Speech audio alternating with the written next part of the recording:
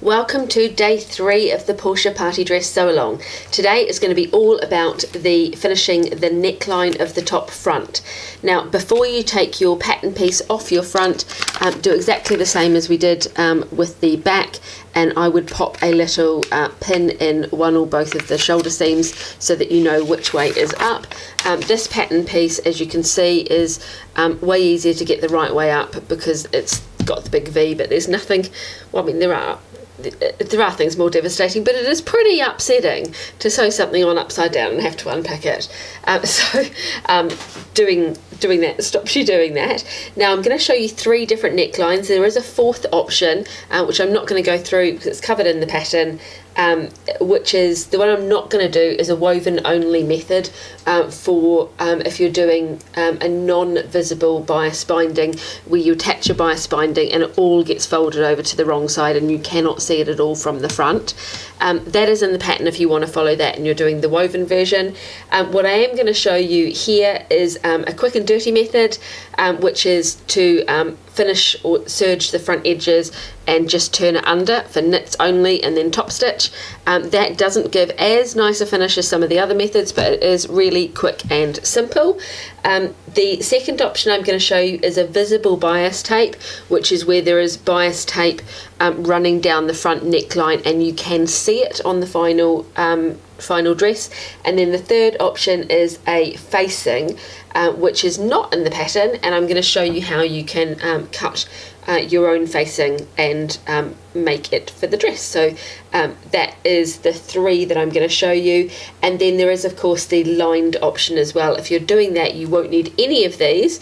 If you're doing the lined knit or woven option, you can fast forward right to the end of the video, because all you're going to be doing today is the button loop, and then you can put your feet up, have a cup of tea and wait for tomorrow if you're doing the lined one.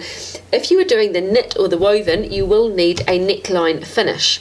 Now in the pattern you'll see that for most of the options we do the shoulders first before we do the 2 necklines. Now the reason I'm not doing that is so that I can show you all of the different options, the knit, the woven, the lined, all of that all in one go. Otherwise we have to have 3 different sew alongs and we're trying to get it all into one. This is the most complicated pattern we've ever done a sew along for. Normally it's super simple and the videos are like 10 minutes each. This is really going into some depth, and hopefully you're going to learn some stuff that you can apply to other patterns as well when you do them. So we're going to start by doing the folded under neckline, which is only suitable for knits. I have seen some people try it on wovens. It really didn't come out very well at all. So it's possible, but I wouldn't really recommend it unless you're very experienced and you know how to manipulate your fabric and get a nice crisp edge at the bottom. Otherwise you end up with a little bit of a bubble here that's kind of weird. So you can either leave your raw edges like this, with nothing on them, or you can do an overcast stitch where you stitch down here and then pivot at the bottom and stitch back up, or you can serge, and there's 2 ways of serging.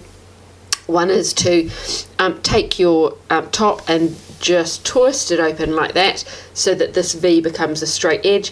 You will end up skipping this little bit just here because it's really difficult to get that in straight like that. And I'll do it that way so you can see how that looks. Or you can, the crisper, cleaner way of doing it is to fold, let me move this so you can see it, fold one of your tops away and then kind of twist it down, and then you can serge down here and off the edge, and then you can repeat and serge down here like that so that you're skipping that bit, and so you've basically got 2 lines of serger thread with a tail here and tails there, and then you cut the tails off. We are going to clip into just here a little bit, so it doesn't matter that that's not entirely finished. So I'm going to go ahead and I'm going to serge along like this to show you how that little end bit there goes. So I have serged all the way along there by turning the garment like this, and it went straight across, but as you can see it's kind of missed that very point of the V, and now it's gone a little bit curvy, which is okay because we can fix that a little bit in a moment, but that is what happens. If you've got a good steam iron, you can kind of put it back into a V and give that a good kind of burst with the steam, and that will put that back into a V somewhat, but that's kind of the risk you go by doing the serging like that. So how we're going to do this is I'm going to turn it to the wrong side, and we are literally just turning it under. Now this is not the most technically correct way of doing this, nor is it a beautiful perfect finish like we're going to get when we do the binding or the facing, but I wanted to show you it because it's kind of the quick and I call it the quick and dirty method. So it's really quick, it's really easy, but it doesn't give you that crisp V at the front. And when you so I've pinned, I folded this back, and then I've pinned from the top down to kind of close to the V. And then I'll show you how I do the, whoops, I need some more pins, how I do it when I get to the V. So I've got it the same seam, oh, excuse me, the same seam allowance up here, but as I get close to the V, my seam allowance is getting less and less because it kind of wants to curve into the V, and so long as you've got it turned over a little bit at the bottom, that's okay. But it will go from wide to narrow down here, which changes the shape of the neckline slightly, but again, that is what we're doing. So if you're using a zigzag stitch, you can stitch from the back of the fabric and go all the way down here, and you want to kind of come close to this edge here so that you're top stitching this down. If you were going to be using a twin needle, you need to turn it over and transfer your pins to this side so that you can do a twin needle stitch all the way down here. Now, as you can see, it has rounded out the base of the V, which is a different look, and if you want that look, perfect, then this is the finish to go for. If you don't want that look, I've got a little tip on how you can make that a little bit better, but that is one of the downsides of doing this particular method. So let's go away and let's top stitch along here, and then I'll show you how we're going to deal with that. Now I have just top stitched using a zigzag, a lightning bolt stitch along here, and I want to show you something before we do the V. I have pressed this side of the neckline and not this side, and I've pressed this with a slight steam. Now this is the difference that using steam on your pressing, sorry. There's a difference between pressing and ironing. Ironing is when you do this. Pressing is when you hold the iron down and then you lift it off. You hold the iron down and then you lift it off. You don't move it like that when you're pressing, because that will continually kind of ruck the fabric up, and you want to keep the fabric really flat in order to get rid of that kind of wibbly line. So this side I have not pressed, this side I have, and I used a slight steam, and what that's done is made that really nice and straight, whereas this side you can see is all kind of wibbly wobbly. I will press that in a moment. I just wanted to show you what that was like. Now what we have here though is, and if I kind of get the shoulders on the angle they'll be on, is a rounded bottom of the V by doing it this method. That is absolutely fine if that's the look you want, and once I give that a really nice press, that will sit flat. You do need to use a little bit of steam in order to do that. Check that your fabric is okay with that. If I want to get a bit of a point, the way that I can do it is by folding the neckline in half, and then if I grab a pin, I can put a pin just through this very bottom of the V, because this will stick out slightly like that, and what I'm doing is I'm continuing the line of this fold straight back up again, because it has stretched out into a kind of pointy out triangle just there, and I'm going to do that. And if I open that back up again, that has, I know it's just pinned and not stitched, but that has given us a bit of a point back. Now it does give you a little bubble under here, again a downside of doing that method. So you can either leave it rounded, or you can put a a pin there, and then you're going to stitch a tiny little stitch along there, which you could either hand stitch or you could do by machine, and that will give you the V back. But either way, there's a bit of a compromise to make with that neckline. But I have to say, I really, if it was all pressed nicely, I quite like that rounded V. That's a nice look, but it's not the original look of the pattern. So if you want the crisp V, let me show you the other two methods you could use next.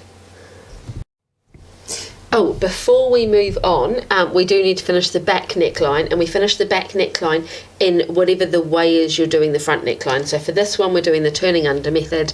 So what I've done is I've serged along here, and then I'm going to, or you can leave it raw, and then I'm going to turn this under and pin it in place, and then I'm going to top stitch it. So I'm just literally turning it under in exactly the same way we did on the front. There we go, so that's turned under nicely like that, and then, oh, here's one I prepared earlier. And I've then top stitched that in place using a lightning bolt stitch, and then I've pressed that so that that's gone nice and flat. And you'll notice that the button loop that we did on this version is now ready to be used. And you want to just make sure that you have used exactly the same seam allowance on this top back as this top back, so that those two backs match and they're not sitting like that. You want them to match up exactly at the top. Now don't worry if you're doing a different version and you haven't got your button loop, they go on at different points for the different versions. So if you're doing this version, stitch that fold, serge if you're going to, and then fold under, and then stitch and press, and you are done with this version for today. So next we will move on to another option you can try. So the next finishing method for the front V and also around the edges of the back I'm going to show you is a visible bias binding, or a visible bias tape, as you might call it. The first thing we're going to do is trim the neckline by 1/4 of an inch. That's because our seam allowance here is 1/2 an inch, but our bias tape is only 1/4 of an inch double fold wide. So we want to get rid of quarter here, or we're going to have the neckline be way too high. If you want the neckline really high, then don't trim it. But if you want it as designed, then you're going to take 1/4 of an inch off. Now you can either open the fabric up and cut down and down, or you can do it this way. So I would actually turn this over. Let's get the tape out of the way. And I'm going to cut that. Actually, I'm not going to do it like that because that's really not that accurate. This method is a much more precise, is going to give a much more precise neckline, and is going to give a much sharper point to the V. Now you can either do what I'm doing here and kind of measure along at 1/4 of an inch and then cut along, or you could draw it with tailor's chalk or a washable marker and cut along it. I'm pretty comfortable. I know where 1/4 of an inch is after doing this lots of times, so I'm going to do it like this.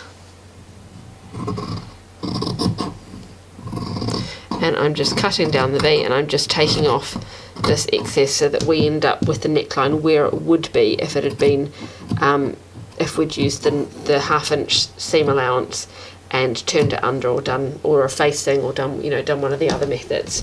So there we go. We've now got the neckline, at the level we want it, and then what we're going to do next is we're going to stay stitch down the V and then back up the other side.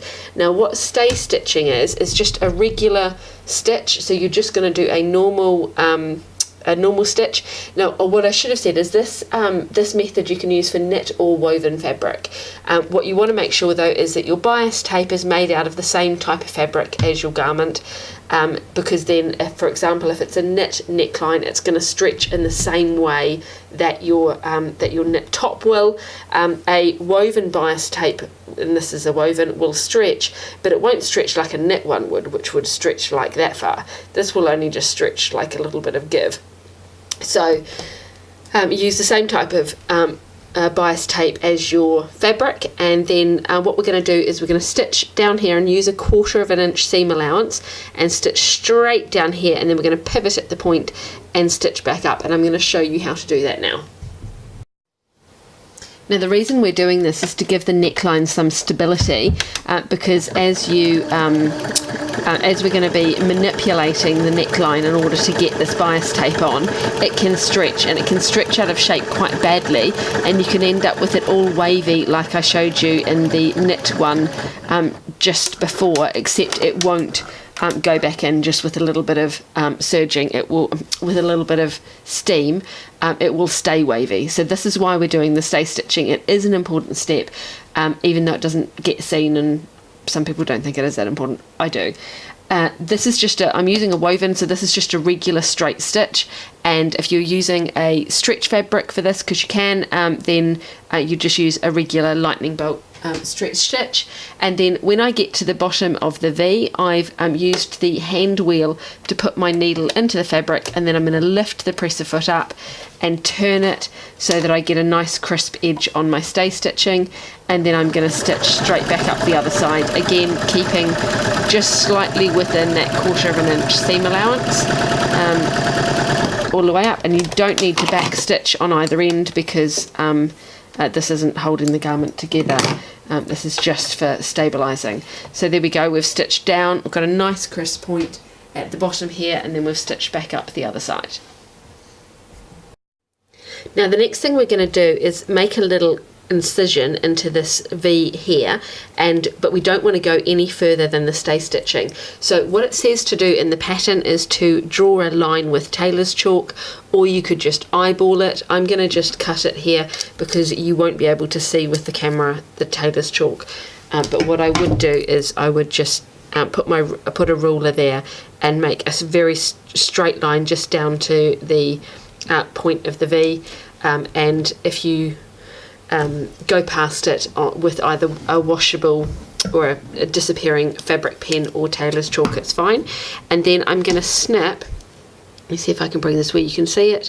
I'm going to snip straight down following the line, and I'm going to go as close to that stitching as I dare with the very, very, very point of my scissors without cutting into the stitching. Now do not please use the edge of your scissors like that, but only the very, very, very tip. The reason you use the very tip is you get much more what's it called, control over the tip of your scissors than you do when you try and cut something up the top. So be careful with your scissors and your fabric, because you don't want to have to cut another one if you don't need to. So we've made a tiny, tiny little cut into there. Another way you can do that is to put a pin right on the very edge of that V where you've stitched, so that you cannot cut past it. Obviously if you cut past it you might blunt your scissors, so that's a foolproof way of doing it, but again you still don't want to actually cut into it. Then you're going to open the slit and make it, we don't need that pin anymore, we're going to make this as this line here of stay stitching as straight and horizontal as absolutely possible. So that is now straight. Don't worry about this fold of fabric here, we're not concerned about that, we just want the stay stitching to run in a straight line. And then grab your bias tape, and I can't bring myself to put white bias tape on what's going to be the outside of my neckline, so I've got my matching bias tape here, and hopefully you can see that well. That is double fold bias tape again, so it's got the two edges folding into the middle, and we're going to be pinning this in a very similar way than we did, or exactly the same way as we did before, except you're going to see it on the outside of the garment versus it being on the inside. So we're going to leave a little bit hanging over the edge here. We're going to pin along at that 1/4 inch, that fold line that's 1/4 inch inwards, in from the edge, and because you did your stay stitching just less than 1/4 inch in from the edge, that's going to be inside the bias tape, so you shouldn't be able to see any of your stay stitching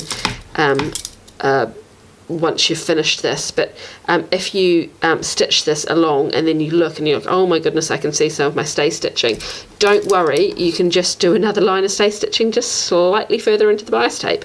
Not ideal, but that's a nice little way of fixing it if that happens. Now when you get to the center of the V, we are, gosh, this is fiddly trying to do it to show you versus just doing it.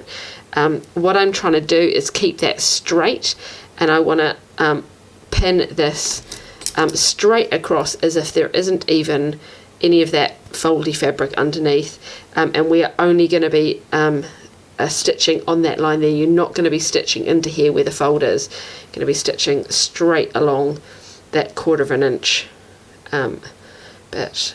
There we go, and carry on pinning all the way to the end. So let's say we've done that.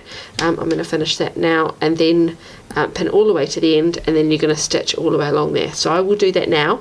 You go away and do that, and then I'll show you how we did it. So here we go, I've partially stitched this on. I thought actually this is a good one to show you. So I'm stitching down this fold line of at the 1/4 inch away from the edge mark, and I'm approaching the curve in the middle, with the V part in the middle. So what I'm looking for here is this big bulge of fabric that's here. I'm gonna try and flatten it out but make it as wide as possible. So on some fabric types you're going to be stitching around in a curve. For others you're going to find it much easier to make this a straight line down here and keep all of this fabric out of the way. What I'm looking for is that none of it bunches under and gets stitched as I stitch down here. I want all of this fold of fabric all there we go, all out of the way. So this is because it's a cotton, it's quite a tight weave. I don't even know if that's right, the technical term for it, but it won't go exactly straight without making it really difficult for me. So I'm just going to go slowly around and curve it a little bit as I go, and then I'll finish off the other side, and I'm still stitching in on that fold that's 1/4 inch away from the edge, which makes it really nice and easy because you're just stitching straight down in a line. And then I'm just going to go straight off the edge a little bit, and then I can cut this off here, and I will use the rest of that tape in a moment. Now if I have a look at my front here, you'll see that there's no puckers or tucks or anything like that. I don't know if you can see that, I think it's gone out of focus. There we go. There we go, there's no puckers or folds in there. That is nice and smooth on both sides, and it goes out straight. And then what we're going to do is eventually have it like that, but we need to finish this off first. So this is what it looks like from the front of the fabric. Your bias tape is going to be all bulgy out and all weird looking, and it will have a slight curve there. And then from the back of the fabric you'll have your 2 stitch lines, which will be not quite on top of each other because your stay stitching should be slightly in from the edge, and your stitching on of the bias tape will be slightly outside. And then down at this point your stitching of the bias tape again will be slightly outside where we clipped down into the V. Now the next thing to do is to then press, take it back like this, and then press all of that upwards, and then we are going to fold it across to the other side so that all of the raw edges are enclosed. Now if you find that you can't quite get it all the way over because there's too much of a seam allowance here, if you've handmade your bias tape, it might slightly vary in width along it, or maybe you went slightly further in than the 1/4 allowance is. Don't worry, just trim some of that off. You want it to be able to fold over neatly and have everything inside without it being too bulky. So go ahead and do that now and press that upwards, and then we'll fold it over. So I have stitched this on, and then I have trimmed the raw edges. Now something I should have said is that your bias tape and your top need to be right side to right side, so you are stitching it to the front of the bodice, not to the back, and that way you get the nicest line on the front, and then the neat but not quite as perfect line on the back. So once you've stitched that, and if you need to trim that seam allowance slightly, then press it up, and you should still be able to get it in a straight line at this point.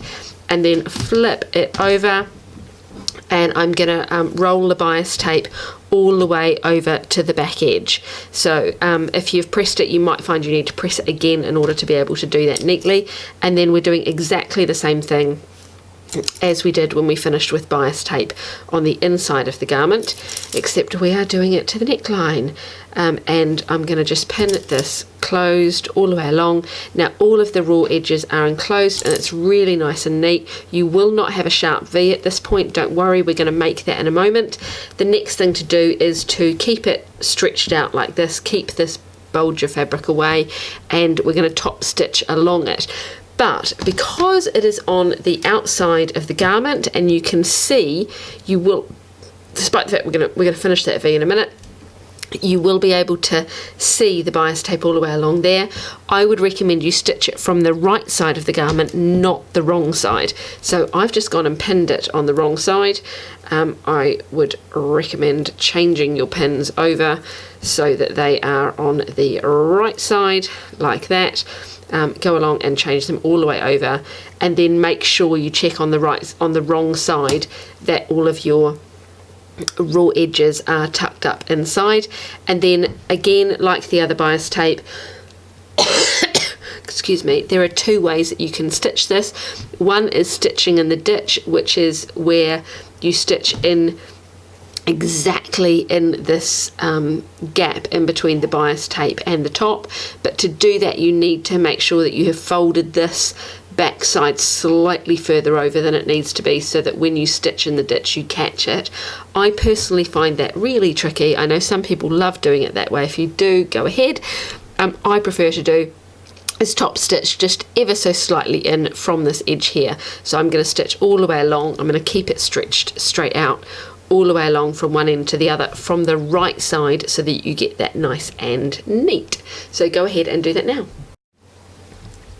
So we've stitched on our bias tape, but we've still got this kind of where we could straighten it out, and it's kind of it's not sitting flat, kind of rounded around there, weirdness happening there. So the way we're going to resolve that is fold your fabric right sides together, and then when you see that there, this goes sorry, excuse me, straight up and then at an angle out, and what we want to do is make it go straight all the way up. So let me show you with a ruler. We're going to make this go straight like that, not where this bit points out. It's going to go straight up, and the way we're going to do that is stitch a little stitch back and forwards a couple of times there. You can use a straight stitch for it. You do not need to use your lightning bolt. Well, don't use your lightning bolt if you're using net fabric for this. You use a straight stitch, and we're just going to go straight up there, just a couple of stitches back and forth a few times. And what that will do is when we open it up, you will get a nice crisp V once you've pressed it, but without the bubble of fabric underneath that you get it when you do this with just the turned under edge. It'll be nice and crisp and neat. So I've got my fabric lined up on my machine. This is the under bust curve here, and the straight V is out there, and I've just lined it up. I've put my presser foot down, and then I've pulled out the pin, and I've got it set on a straight stitch. And what I want to do is stitch straight down this little tiny bit back and forwards a couple of times. Now the trick with this, to stop the fabric excuse me, talking a lot, to stop the fabric trying to go into the feed dog and then the threads getting caught up and making a little ball of thread underneath this bit, which often happens if you're stitching something really small close to the edge and going back and forwards a couple of times, is to keep these threads, so both your top and your bottom thread, taut as you stitch. And this takes a bit of going because I want to hold my fabric to keep it straight. I want to keep these threads taut, and I need to press my button just above here to make the machine go back and forward. So I'm going to stitch a couple of times down, and then I'm going to go backwards, hold it down, go a couple of times back, and then forwards again. And it literally just takes that couple of times, and then you want to snip these threads quite close to the edge so that you don't get them poking out at the bust. So I have stitched this little bit here where it was pointing out there. You don't cut it off, just leave it there. And then I've opened it out and I've pressed with steam from the front, and now it is flat. It is lovely. You've got a crisp V and you've got your visible bias tape going up that way. So the other bit that you need to do in order to finish up the neckline for this visible bias tape, either knit or woven option, is to do the back neckline. So here is my back piece, and we've already finished down the back here, and it doesn't matter whether you've done the partially closed back or the fully open back. The skirt is stitched on, so it doesn't matter which one you've done. Either way, we're going to finish this back neckline the same, and if you're doing the ribbon button loop, we're going to pop the ribbon button loop in as well. If you're doing the thread button loop, you don't need to do that yet. So the first things first is to do exactly the same as you did for the front neckline. If you trimmed your 1/4 inch off for the front neckline, you need to do the same for the back neckline, otherwise it will not line up at the shoulder seams.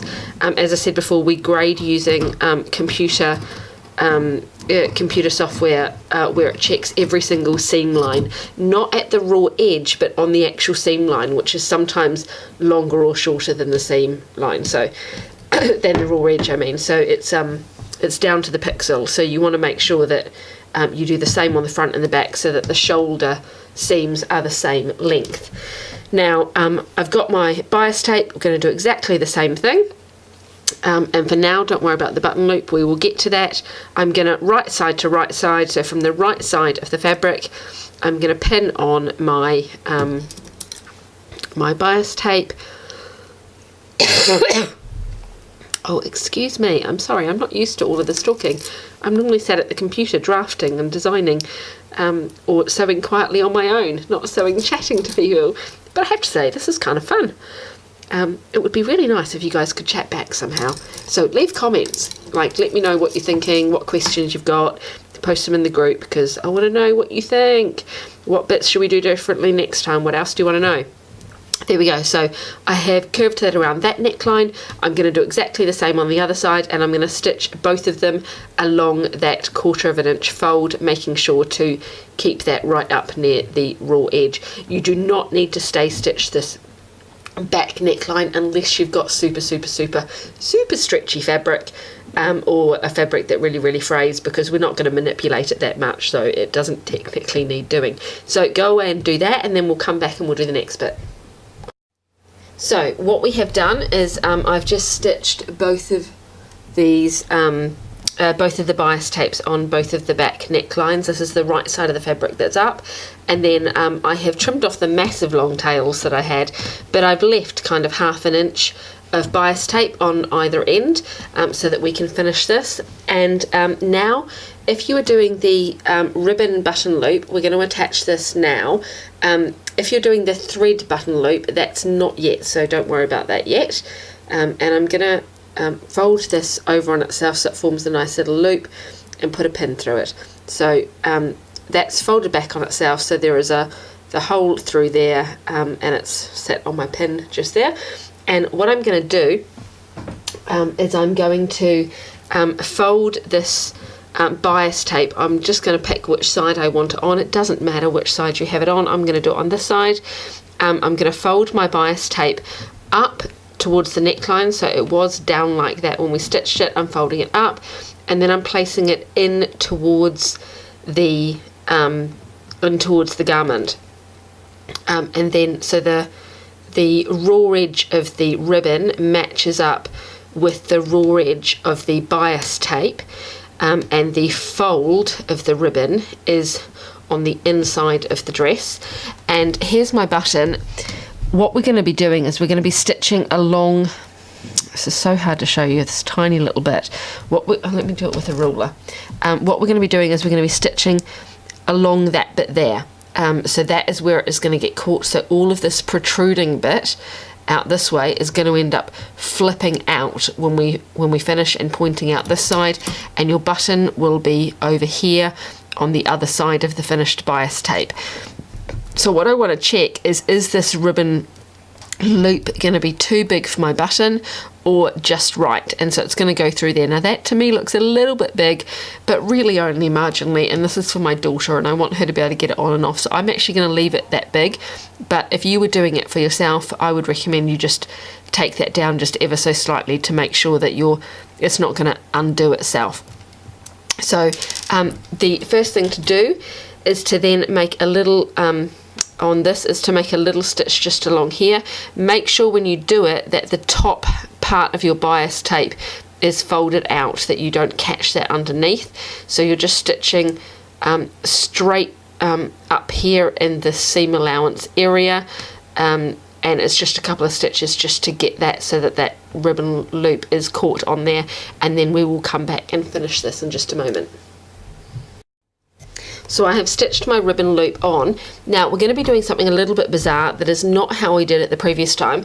How we did it before was we folded the bias tape over all the way to the other side so the raw edges are caught inside. Now we are going to do that, but not yet. For now, fold it the exact opposite way. So you're going to fold it so that the bias tape comes back down on itself, and this ribbon loop is kind of sandwiched in between, and then we're going to stitch this tiny bit there. Excuse me. So that basically we create a nice corner that then we can fold it out and it's all nice and neat and the ribbon loop comes out like that. So you're taking your bias tape, this first 1/4 inch is folded under, and then you fold it down the center line of the bias tape back on itself, and you're going to stitch this tiny little bit just there, just like that. So I don't know that I can even, that's so small I don't know I can even pin it. Just there we go. So it's folded back on itself, and I'll show you on the other side as well. We're going to do the same thing on the other side, but there's no ribbon loop. So this is your bias tape, and you've stitched down that first 1/4 inch fold, and normally we would fold it all the way over. Not going to do that. What we're going to do is we're going to push it up, and then we're going to press it down the center line back on itself, and I want to stitch it just down there so that I'm going to get a straight line up this back, center back, all the way up to there. So I'm going to run a couple of stitches there and a couple there. So I have just done that. I've just stitched just along there and just along there, back and forwards a couple of times. Now I want to get rid of this excess, not too close, maybe leave just less than 1/4 inch, and the same for that one. And then what I want to do is poke this corner out and flip the bias tape all the way around on itself. So I'm poking out that little corner, and then the rest of the bias tape does exactly what it did before, and fold over that raw edge. So I probably need to use a little implement for that, my trusty ruler, but you could use a chopstick or a knitting needle. I'm going to tuck all of the raw edges just there inside, and do the same on the other way. The other way is easier because you can just pull this ribbon loop if you've done a ribbon loop, and that will pull the whole corner out neatly, which is really nice. So then we're going to pin that down. So I'm going to grab my pins now that I've got that all the way through. In fact, I've still got some threads hanging out there that will drive me insane.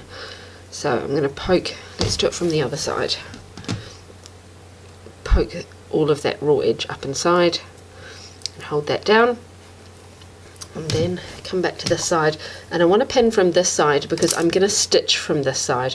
I'm not stitching from the other side, I'm stitching from this side, and I always pin on the side that I'm stitching so that I can easily take the pins out as I'm stitching. So with my fingers on the bottom here, I'm just making sure I'm tucking all of those raw edges up inside.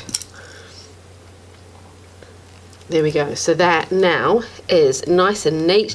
I've got a crisp corner there, button loop is hanging out, and then on the flip side all of the raw edges are tucked inside. And what I'm going to do now is I'm going to stitch along there, and then I'm going to poke all of that in, tuck that in, and pin it and do the same. So this is the final finish on the back neckline where I've done the binding.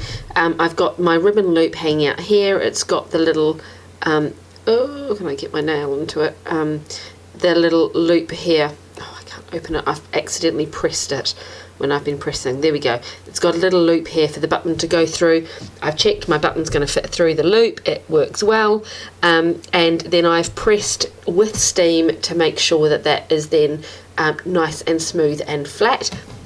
On the flip side, again, you can see the bias tape on the flip side, and it's all really nice and neat. Now, the thing I wanted to point out quickly before we move on is when you are stitching your bias tape to the neckline, make sure to pull, like I showed earlier, the 2 threads from your machine taut just before you start to stitch. I did not do that, and I don't know if you can see this, but it's made a little wibbly wobbly. It's kind of went wah, and it didn't stitch in a straight line because it can't.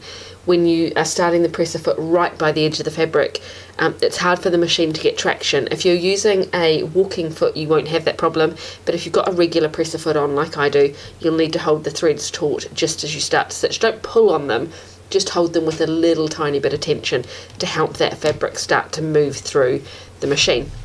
So that is that. Next up, we are going to do the facing.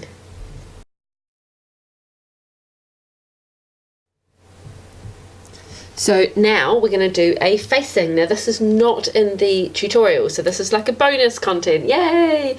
Love a bonus content. What we're going to do is make some pattern pieces, cut it out and stitch it on, so it's exactly how it sounds.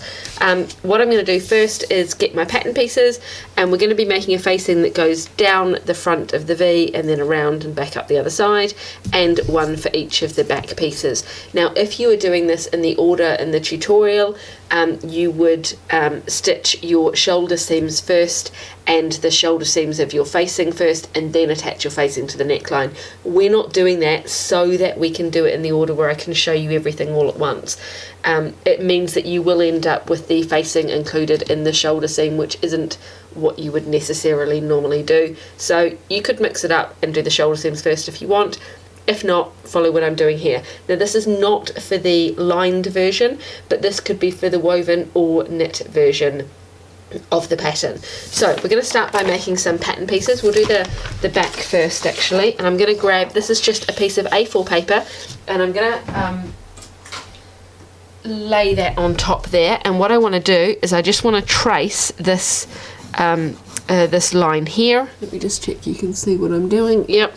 I'm just tracing underneath the line of the pattern, so it goes like that. So that's my pattern piece, and that's what I've traced there. Now this does not need to be super flash. You're just looking to get it so that you've got the right shape. Then I'm going to take a ruler and I'm going to measure down how deep I want the facing. Now I would normally do facings about 1.5 inches wide, depending on the fabric. I don't want them too narrow, otherwise they can flip out, especially in the bust area, which is really annoying. If you're doing the ladies version, because this is the same, child's ladies dolls. If you're doing the ladies version, it's really irritating to have a short facing that then flips out when it touches your bra. I find a longer facing that's 1.5 inches deep is more likely to stay where it is. Remember, there is going to be a 1/2 inch seam allowance though to stitch it on. Because that's what our seam allowance is everywhere.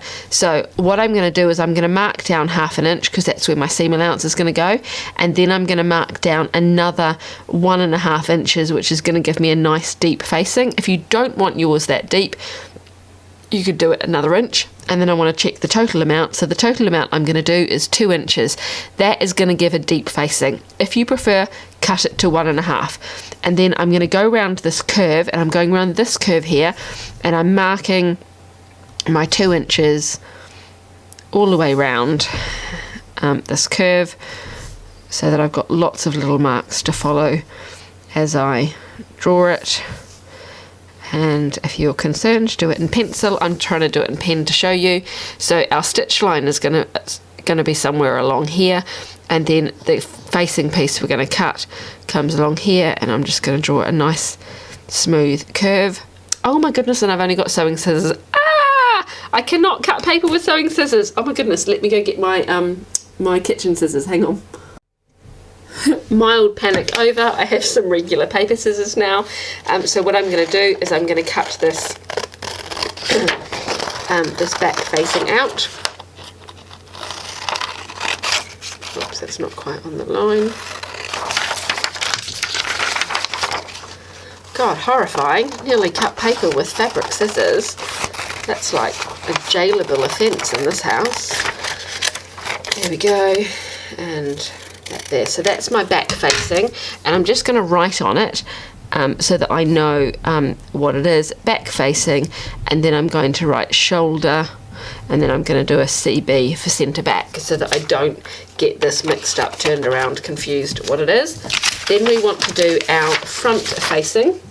So I'm going to get my front paper, my front pattern piece and another bit of paper. Now you could save paper and use the same bit. I'm not going to, because I want this to be really clear to show you, but you could easily get this on one piece of paper depending on what size you're doing. And again, I'm just tracing the V of the neckline here and then down this front because I just want to see the rough pattern piece.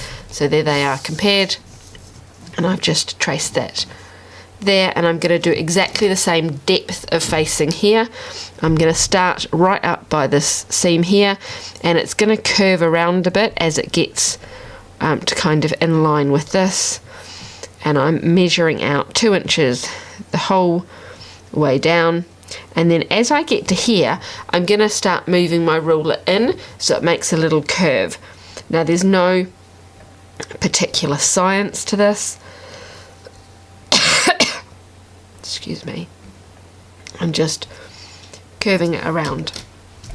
Now, something you'll notice is this is really close to this bottom seam. It's going to be inside the dress, so it doesn't matter. It's not going to get caught in this seam. But if you don't want it to be near that, you can just do a shallower facing. So, drawing all the way around here. And then I will mark this before I cut this one out. Front facing, and then shoulder. Whoops, oh my goodness, I can't, all of a sudden I can't write when I'm in front of a camera. And then centre front here. So this is going to be on the fold. So I'll just do a little fold line. And then I'm going to cut that one out. And then I've got my pattern pieces for my facing. And we're going to cut them out just like you did with your normal pattern pieces. So we want one on the fold of the front, and you want 2 mirror image of the back. And you could either use a lining type fabric for this, or use a similar fabric to your, or the same fabric as your final garment. But do make sure it's a similar type of fabric. So if you're doing this in a knit, make sure your facing is in a knit. If you're doing it in a woven, make sure it's in a woven. So let me show you that there. This is the back facing, that's the front facing, and they go on our pattern pieces like that. So go ahead and cut these out, and we'll come back with our bits of fabric. So I have cut my front facing here, and I've cut it on the fold just like I did with my pattern piece. So if I open it out, it makes a V, voila! And I've got my fabric here, and put it so that it's right side up, and then I'm going to place my front facing on there, and look at that, it works. Oh yeah, so that should match almost exactly there if I had cut that a little bit neater. And you've got a nice rounded shape at the bottom. So what I'm going to do now is I'm going to pin this in because I want to we're going to stitch this in a moment.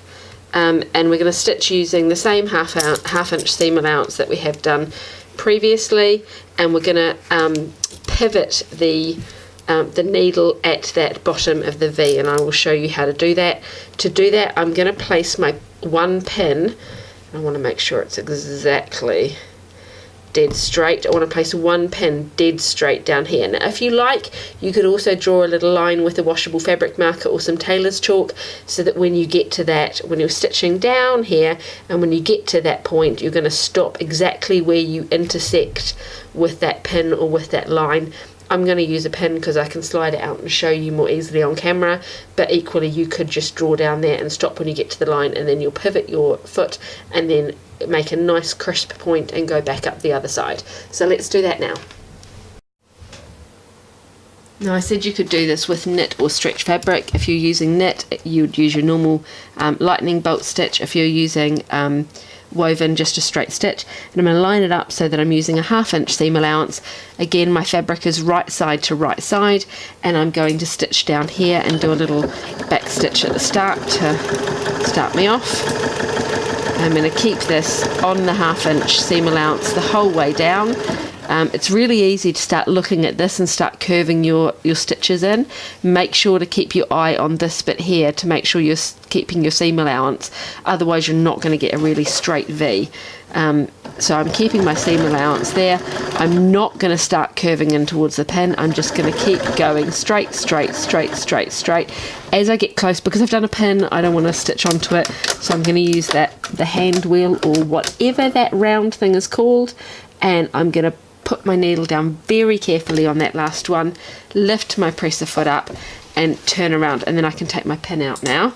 And then the trick is to line up so that you're going in a straight line back down the other side, and if you've put it right in the right place, that should go straight back onto your 1/2 inch seam allowance. And mine isn't quite, it's just less than 1/2 inch. How annoying. Oh well, my V is going to be like a 1/16 of an inch or something, slightly off to one side. Oh well, it's still going to be crisp, but you hopefully get the idea. And trim your threads, and then let's go back and I'll show you the next bit of how to turn it in the other way. So the next thing we want to do now is make a little incision straight into the point of this V, so that we can turn this through and get a nice crisp edge. If you don't go all the way down into there, it won't turn through and it'll make a little pucker just here. So what you're wanting to do is use the very, very tip of your scissors. I'm just going to turn this around so I can do it more easily.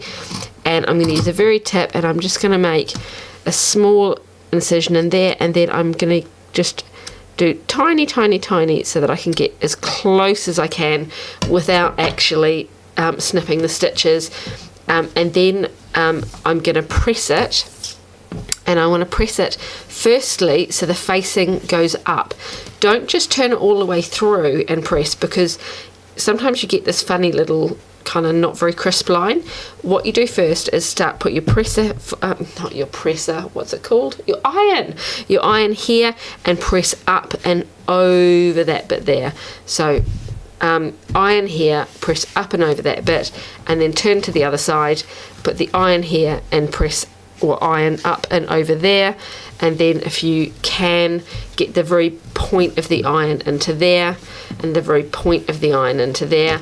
And then once you've done that, you can flip it over and flip it to the other side, and you should be able to make a really crisp edge here. And then press it from the back of the fabric here, so that you can make sure that the seam is turned slightly towards the back of the fabric, so that you can't see the seam from the right side of the fabric. And then down into that point, and then the same, pressing that all the way up to the other side, and hopefully you'll have a nice crisp edge. So go away, press that, and then let's come back and look at it. So here we go. I have pressed this all the way to the other side, and I've got a nice crisp V here. If you have not got a crisp V, if it's puckering slightly, what you want to do is fold it all the way back to the wrong side, and then snip a tiny bit more into there until you can get that, so that you're really, whoops, upside down, so that you're really happy with that V. Now I'm really happy with mine. what you can do now if you want to, there's a couple of things to finish this off. You can either leave that as is, or you can do a top stitch down here and up the other way. That does hold the facing in place so that it doesn't flip out while wearing it. I am going to do that because this is for my daughter and she's going to be running and jumping and all the things she does. And the other thing you can do if you wish is either serge or do an overlock stitch around this raw edge of the facing. Because I'm using cotton and this is not one that frays very much, I'm not going to do that. I'm going to leave that, and then that way I get the nicest kind of smoothest line across here, because that's one of the other things about facings, is if you finish the edge you'll end up with a slight bulge from the front around there, and if you're using a really silky fabric you won't want that. Something thicker you might not notice it as much. If you really want to finish it, you could turn it under a couple of times and top stitch it, but that's going to give a really bulky sort of edge to that. So that is how you do the front facing. I'm going to top stitch this now and then we'll move on to the back bit. So this is my front. I've put the facing on, I've top stitched it down, and that will stop the facing flipping out too easily. So we're going to move on to the back. This is going to be slightly different. We need to attach the button loop first if you're going to do that, but rather than do it on the right side of the fabric, we're going to attach it on the wrong side, because we are going to put the facing on and the facing is going to go in between these two bits here. So firstly, put your button through the hole, check that it goes through easily, and then I'd like you to tack that down there. And the other thing I'd like you to do is, this is going to go like this, and as you can see we've already finished this edge. We could have done the facing earlier and attached it in here, but that's not the order we've got the sew along in. So what I need you to do is to turn this facing edge under 1/2 inch and press it. So let's go ahead and do those two things. So to do this, I've put my back piece on upside down. So this is actually my shoulder piece, and the centre back runs down there, and I've got my button loop sticking out here. And I have, what I wanted to show you here is that I've put my needle down directly on top of the top stitching that I did down the centre back. And then I'm going to just take my pin out, and I'm going to just go over that once and then back over another time. So you will be able to see those stitches from the front, but they will be directly on top of the top stitching, so it does not matter. You cannot see them in the finished garment. So there we go. So I've got my my button loop on now, and then I folded each of the centre backs of my back facing under by 1/2 inch, and I'm going to pin these now to the neckline, making sure that this follows straight down there. And this is just like the front facing, and that you can finish that if you want to, and that you're pinning them, this is the right side of the back that you can see, and I'm pinning the facings right side down so that it's all right side to right side. And then what we need to do is stitch along the back necklines using a 1/2 inch seam allowance. So go ahead and stitch 1/2 inch along there and 1/2 inch along there, and your stitching should be finishing just above where your button loop goes. Don't stitch down underneath it or you'll lose your button loop in the seam allowance. It needs to be that 1/2 inch along there.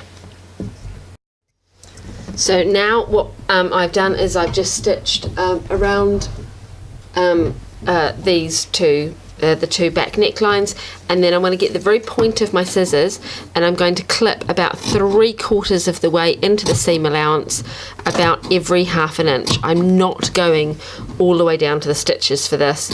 This is just so that the fabric will open up. It's just clipping the seam allowance so it'll open up and sit nicely when I press it. And then I'm going to get my iron, I keep calling it my presser because I'm pressing, my iron, and I'm going to iron from here up there, and from here up there, here up there, probably just using the point of the iron. The same thing on this side, pressing up like that with my iron, and then once that's pressed all the way up, then I will turn that to the other side and make sure that the seam is hidden underneath. And if yours will not sit nicely around that curve. See how that kind of is bubbling? That's because I need to clip slightly further into the seam allowance there, or a bit more often. So I'm going to do another clip, whoops, with the tip of my scissors, going slightly further in there and there, and I'm going to just take that one down slightly. Or you could cut along there with pinking shears, that would have the same kind of effect. So I'll press that up, and then when I turn that through, that should press nicely along there now. So I have turned this over, turned my facing over, I've pressed it down, and then I have top stitched along here and along here. Now what I wanted to show you is that there are two ways you could top stitch, and I've done one on this side and one on the other side, and I hate my garments not being symmetrical, but I've done this so that you can see the two different options. So one side I have stitched along the neckline, and then I have stitched directly on top of the top stitching that runs all the way down this back here, or if you've done the partially closed back, it would run down and then back up again. So I've gone along here and then down, and what that does is it catches the facing, the back facing, along there, so it doesn't flip out up here, and then it also catches it here, so that this bit here, that's all the bit that's open, it doesn't open all the way through there. The other side I've done the other option, which is just stitching along there, and if I turn the garment to the back, on this side you can see that the facing will lift up there and it will lift up at the shoulder. Now the shoulder we're going to catch in the shoulder seam, but this is what you will see here if you leave that and you don't top stitch down directly on top of your other stitching. Now I've done it literally straight on top of the other stitching, so it's really hard to see. The thread's the same colour, it's directly on top, but if you don't want it visible in any way, shape or form, then you could leave that open like that, but then you might see that when you're wearing it. So that is the facing method done. There you go. And you've got your button loop sticking out there. If you're doing a thread loop, we will do that a bit later. Now the very last thing is to do a button loop on our lined version.